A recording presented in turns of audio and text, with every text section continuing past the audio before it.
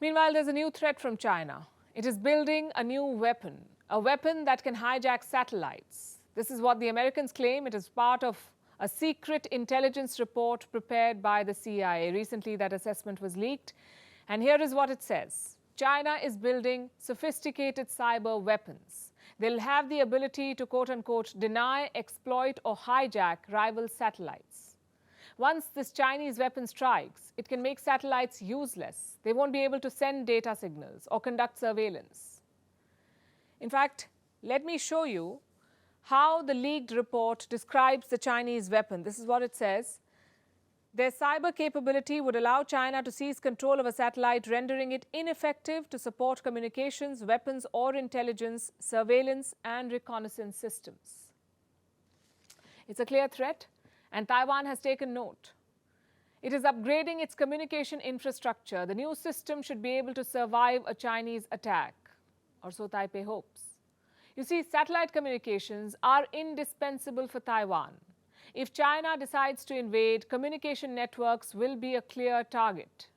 The PLA will try to knock them out, and by doing so, they will be able to cut Taiwan off from the rest of the world. This is a real threat, and Taiwan has no option but to prepare in more ways than one. It has also announced fresh military drills. They will begin next month. Of course, our drills are based on the threat of the communists invading Taiwan and their recent military exercises around Taiwan. So, the Combat Planning Department has designed rigorous scenarios for both the computer-based command post drills and the field drills to test the preparedness of the armed forces to conduct defensive operations and their battle planning abilities. Taiwan's allies are preparing too. This week, the US conducted drills with the Philippines. This was their largest ever annual military exercise. It happened on the Basco Island. This is a remote island near southern Taiwan. Military experts believe if China invades Taiwan, this island could become the front line. Because through this island, the Chinese Navy can access Taiwan's eastern coast. Earlier this month, the PLA made its presence felt in the region. They sent an aircraft carrier. It is called Shandong. The Shandong carrier conducted a transit in these waters, and the PLA did not stop there. It followed up with fighter jet drills.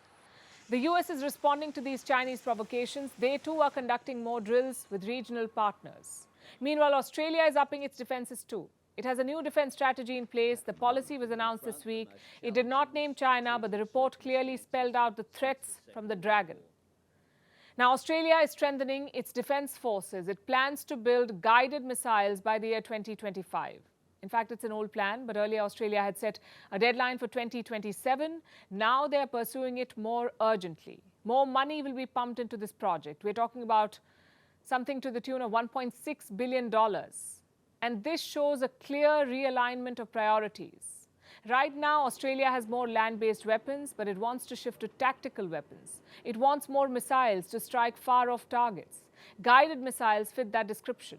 They can be controlled while they're still in the air, and they can strike moving targets. The trajectory is clear. China does not rule out a war to take Taiwan, so the PLA is ramping up its preparations. It is adding more weapons to its arsenal. It is engaging in military provocations around Taiwan, and Taiwan and its Western allies are responding to this with more drills, with more weapons. But not everyone wants to pick sides, especially in the West. You already know about France's position. Now we have the United Kingdom. London has spelled out its policy on China. Their Foreign Secretary, James Cleverly, has delivered a speech. His plan to deal with China is through engagement and influence. He wants to call out China on human rights, he says. At the same time, he wants to talk to China and try to bring it on board on issues like climate change. What about Taiwan? Cleverly said a conflict over the island will be catastrophic. Let me quote from his speech. A war across the strait would not only be a human tragedy, it would destroy world trade worth $2.6 trillion. I shudder to contemplate the human and financial ruin that would follow, so it's essential that no party takes unilateral action to change the status quo. Cleverly has also asked China to come clean about its military buildup on the high seas. Guess what China's response is? It's called London's assessment, nonsense. China pursues a defensive national defense policy. Our defense construction focuses on safeguarding China's own security. Accusations of so-called Chinese military expansion are complete nonsense.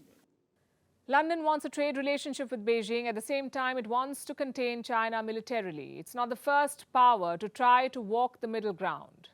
The problem is, with China, there is no middle ground. As it turns out, American big tech is untouchable only in the US. In other parts of the world, it is being challenged. It is facing more regulation and in some cases being asked to cough up hefty fines. Take Google, for instance. South Korea slapped a $32 million fine on Google, and now Europe is imposing stricter rules. These rules will apply to 19 tech giants. They will face more scrutiny. Which are these companies? What did they do to invite such measures? And does this set a template for the rest of the world to follow? Our next report has the answers. Being a big tech company may be a badge of honor in the United States. But around the world, it's turning into a liability. Take the European Union, for example. It has identified 19 very big companies. The EU says that these companies are so big that they have an added responsibility. Responsibility for what? For making the internet safer. The European Union has rolled out some big online content rules. They're collectively known as the Digital Services Act. Here's what the rules broadly stipulate. Companies must undertake risk management. They must conduct external and internal auditing. They will also have to share data with relevant authorities and researchers and adopt a code of conduct by August this year. That's not all. These companies will also be asked to do a lot more to tackle disinformation.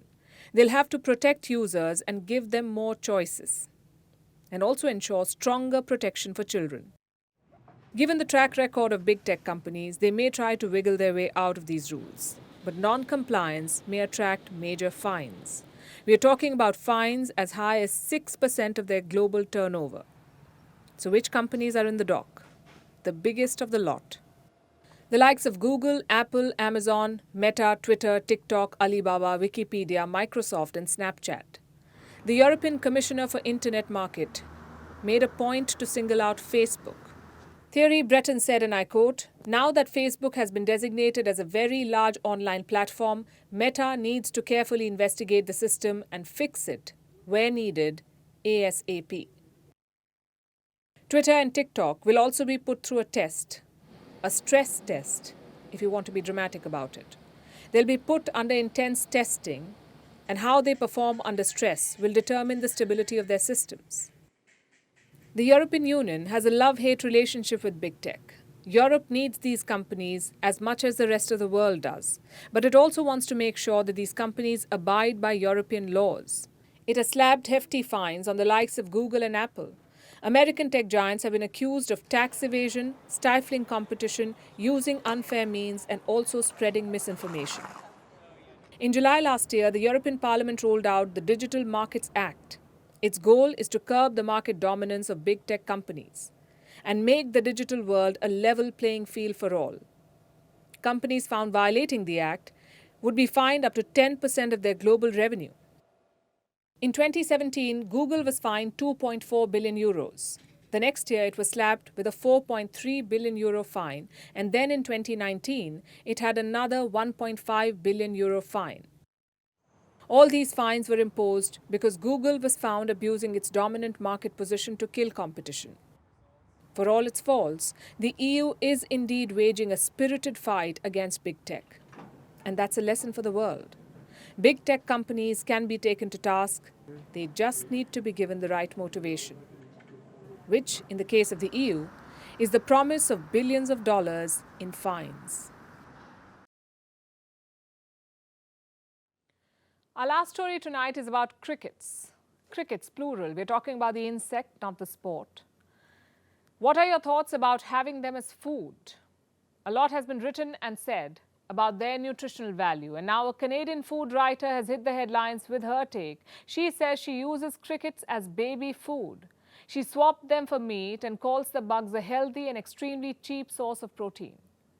Now, for some cultures that are used to eating crickets, this may not seem like news, but a lot of the world is just beginning to explore the idea of binging on bugs.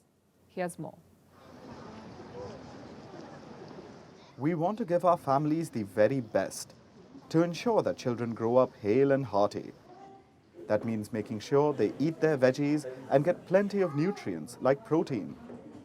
After all, it's an essential building block for our bodies. But would you be okay with unorthodox sources of protein? Like insects such as the cricket. A Canadian food blogger named Tiffany Lay definitely doesn't mind. She's been feeding her 18-month daughter crickets and swears by it. Now, crickets aren't some novel food fad. Various cultures around the world have been consuming them for millennia. They're even considered a superfood. Why? Because crickets are full of protein and other nutrients, like vitamin B12, calcium, iron, magnesium, fatty acids, and potassium. And not only are the bugs healthy, they're easy to farm too. They grow fast and have a very high nutrient-to-body ratio. Not to mention, they don't take as much space nor emit as many greenhouse gases as traditional meat sources. So they're good for the planet too.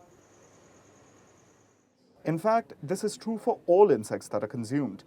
And there are a lot. The UN Food and Agriculture Organization says almost 2,000 species of insect are consumed around the world. Eating insects like the cricket is common in Asia, Africa, and South America. Certain indigenous groups in Australia eat them as well. India is no stranger to the practice of insect eating either. From fried udonga montana in Mizoram, known locally as thangnang, to ant chutney in Odisha. Some 40-odd insects are eaten in India, Pakistan, and Sri Lanka. Thailand is particularly famous for eating insects, with street stalls lining up to sell crunchy cricket snacks, or in other forms like cricket powder burgers. We use cricket powder in our burgers to show everybody that the powder, as well as the actual crickets, can be produced into other menus other than street food. Crickets don't have to be on street vendor stalls that are served only with soy sauce. They can be burgers, bakeries, soft cookies, or even paprika seasoning used to flavor French fries. These are all possible. This cricket powder is what the Canadian food writer feeds her child. It's extremely healthy, being about 65% protein. The powder has been around for a while now. It's easier for people who've never eaten crickets to stomach. Because insect eating is still considered odd or gross, predominantly in the West. I think people would accept the edible insects more if you make their appearances less scary. You can see foreigners walking past, and they didn't dare try the insects. So if they are processed into something more appealing, then people could eat them more. There are some risks when eating insects though. Crickets, for example, are known to carry a large amount of bacteria. They need to be properly sterilized before consumption. But that's true about all meat. So the bottom line is, while they may look disturbing, crickets are a great source of nutrients. And moving towards insect consumption may actually make the world a healthier and greener place. Email exchanges from inside the BBC, they talk about the risk of violating Indian laws. It's easier to rake up the freedom of speech debate, but does it give anyone a free pass to knowingly violate the law? America supports India because it needs India's support in return. And India is working with the US because it suits India's interests. This is how geopolitics works. Last night, he diffused a crisis with his defense minister. But today, Netanyahu was confronted with a new problem. His cabinet seems to have rebelled against him. The UK is looking at the Indian subcontinent to fill its coffers. That India seems to be negotiating from a position of power, like a partner and not a former colony.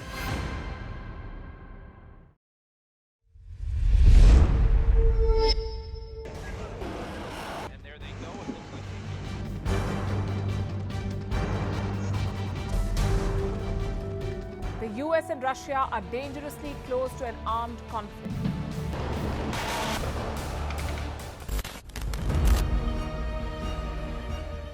This year, 2023, New Delhi will be the capital of global diplomacy.